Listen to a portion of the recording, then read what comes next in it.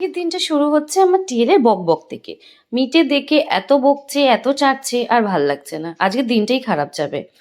তো তারপরে আমি ঘরের পেছনটা দেখছি, আবার সেম নোংরা হয়ে গেছে।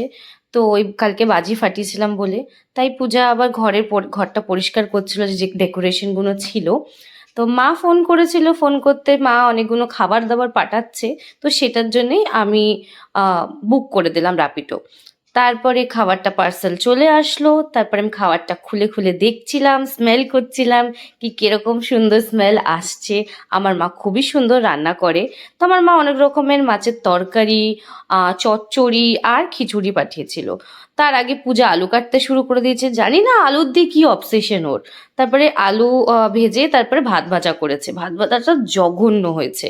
তারপরে ও গেল ওই যে প্যান্ডেল হচ্ছে, প্যান্ডেলের ওখানে পুজো দেওয়া হয়েছে, তো ওইটাই প্রসাদ নিতে। তো ওকে প্রসাদ নিয়ে আসলো। তারপরে আমি প্রসাদটা খুলে দেখলাম, এক্সপেক্ট করেছিলাম খিচুড়ি হবে, কিন্তু খিচুড়ি ছিল না।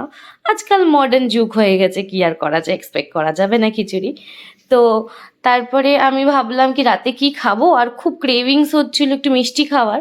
তাই একটু ইনস্টামার্ট করে নিলাম, তো একটু আইসক্রিম আর পরোটা আর একটুখানি মিষ্টি দই আনিয়ে নিলাম।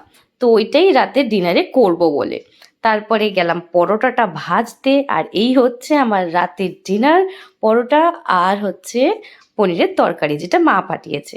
আর সত্যিই দারুণ হয়েছে, আমার মা খুবই ভালো রান্না করে, টেস্টটা প্রচণ্ড ভালো। তারপরে আর পরোটাটাও খুবই ভালো। তো আমি এই আইসক্রিম খেতে খেতে শেষ করছি। এ দেখুন আমি হচ্ছি কিপটে, আমি কিচ্ছু ছাড়বো না। একটুখানি আইসক্রিম যদি কোথাও লেগে থাকে আমি সেটা চেটে খেয়ে নেবো। তো আজকের দিনটা আমি এখানেই শেষ করছি। দেখা হবে পরের একটা ব্লগে।